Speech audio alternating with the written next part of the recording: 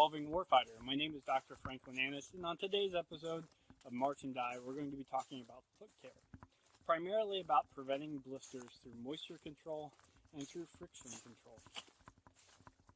In this episode, we're going to assume that you have the correctly sized footwear, whether that be combat boots, hiking shoes, but I do promise that I will address that issue or that subject in a later episode. We're also going to be assuming that you know how to appropriately trim your toenails to keep them short, cut straight across to prevent common things such as ingrown toenails. This episode will focus primarily on three major topics. Those major topics will be sock selection, it will be on additives that you can use on your feet, and then I will talk just slightly about blister treatment options. So without any other ado, let's get into the source material, and we'll start with socks. So the vast majority of us wear just regular white cotton socks. When we're working out, most of us wear cotton socks throughout our day. Those cotton socks work really well for us because they're super soft, and any shoe that's highly ventilated, like a tennis shoe, they work well in. The problem is when we're out hiking, typically we're in footwear that doesn't have as good a ventilation, and cotton has this problem of holding moisture. So we need to deal with that. Now, if you join the military, they'll give you a pair of green socks when you first get in, or several pairs of them, and those green socks are a mixture between wool and cotton. They're typically 40 to 50% wool, the rest are cotton and spandex. Those are a great sock to get into hiking. The beautiful thing about wool is it has a unique ability to pull moisture away from the skin and prevent blisters because they do so. While green socks are good, I actually prefer a little higher quantity of wool socks. I like a very well-fitted wool sock when I'm out hiking, especially a long distance. They keep that moisture away from my feet. The current sock I use is about 70% Australian merino wool. I'm not confident enough in the brand to say what it is just yet, but if it works out well and these socks hold up over time, I promise to share it with the rest of the community what the brand is.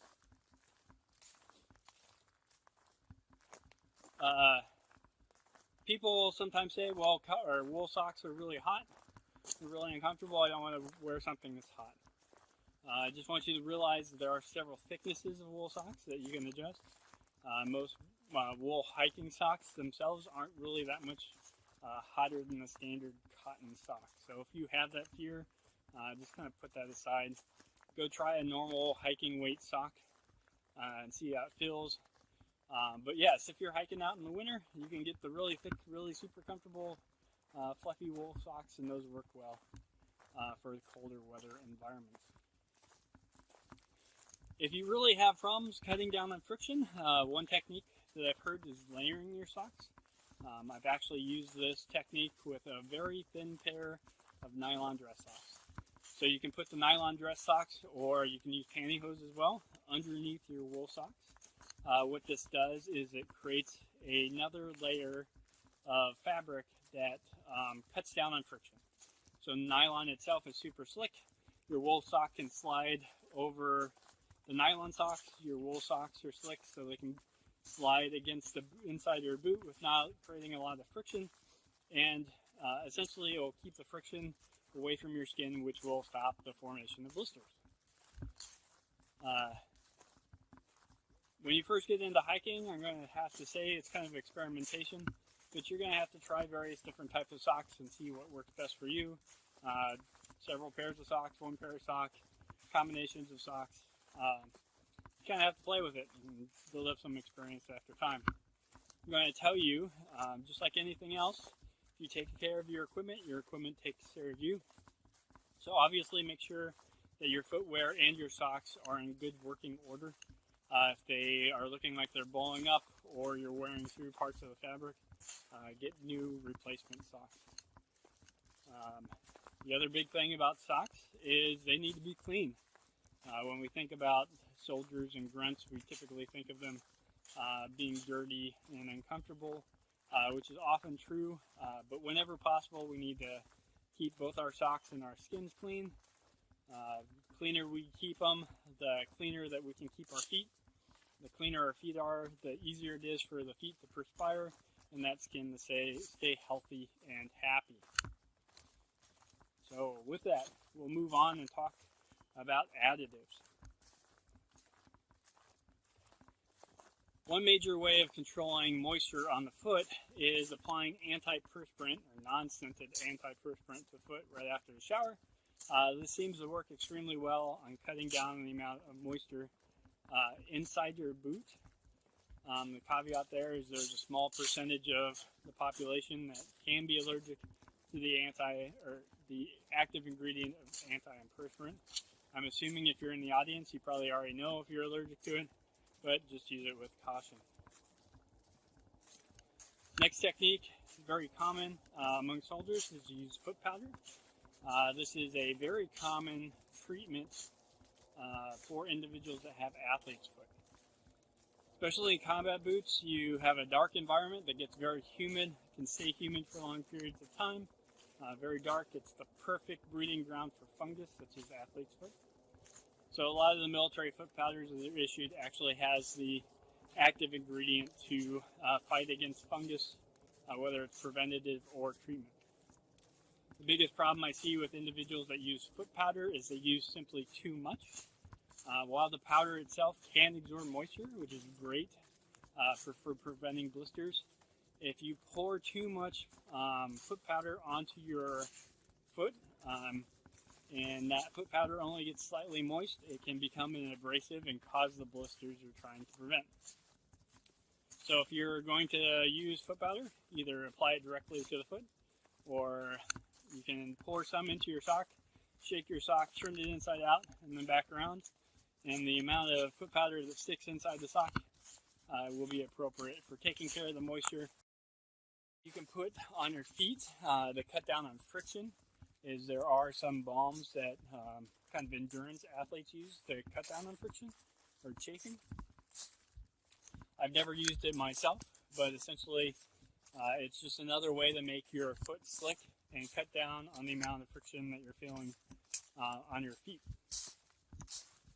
And then finally, just like any other part of your skin, your feet need to be healthy. So if you notice that your feet are dry, go ahead and use lotion on your feet.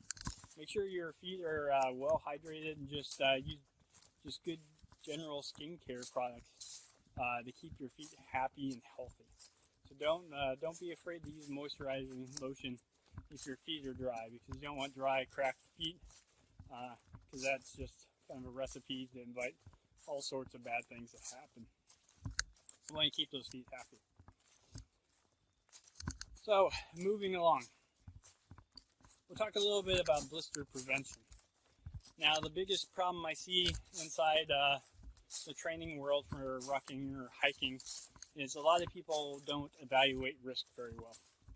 So they think to themselves, hey, I want to go out, I want to do 3 miles today, and I want to make sure I do it within 45 minutes.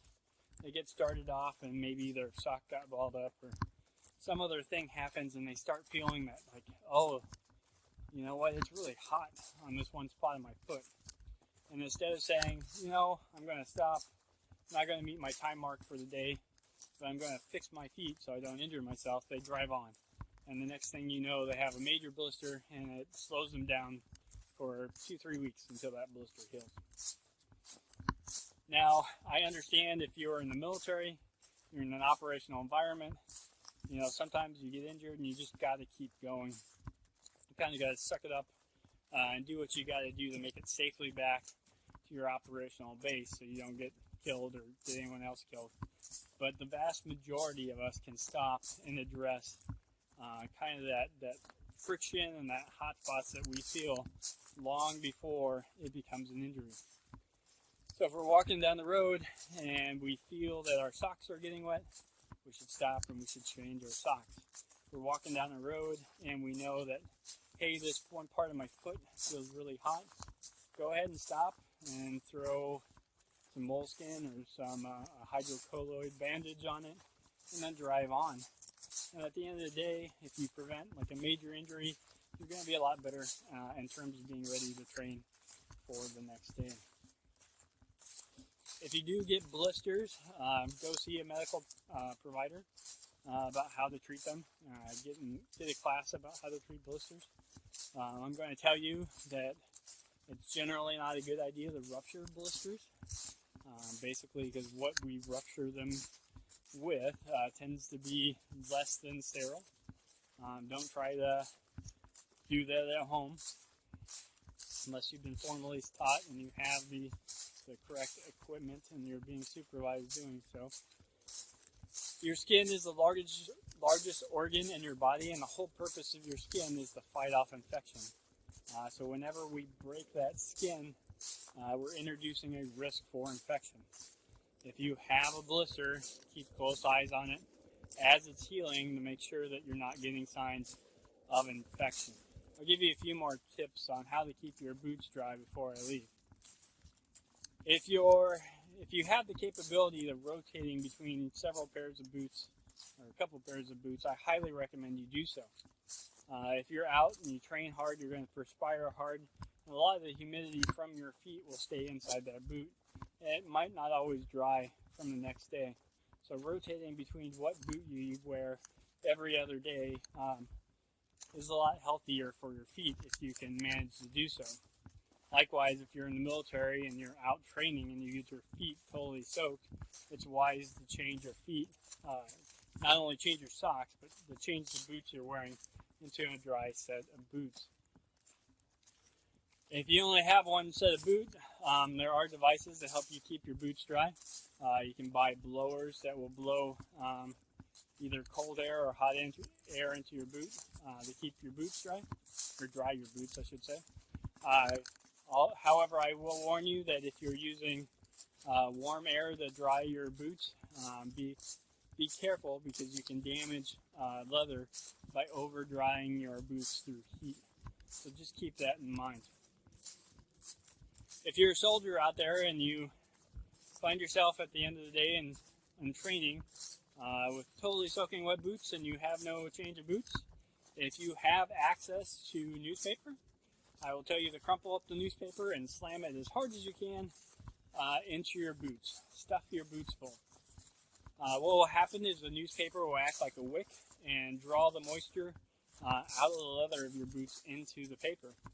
When you wake up the next day, you can pull the paper out and you'll have a lot more comfortable boot to wear than just trying to let your boots air dry by themselves. This is particularly true if you're in a damp training environment. It's a technique I've used a couple times, and it made my life a lot more comfortable than having to walk around in wet boots for several days in a row. For those of you that have been following along on the Tolkien Challenge, I'm roughly at mile about 183. So it put me roughly on day 21 of Bilbo Baggins' journey through the Hobbits. If you don't know what the Tolkien Challenge is, I'll leave a card for you and a link at the end of this video to explain it. And I hope you consider marching along with me.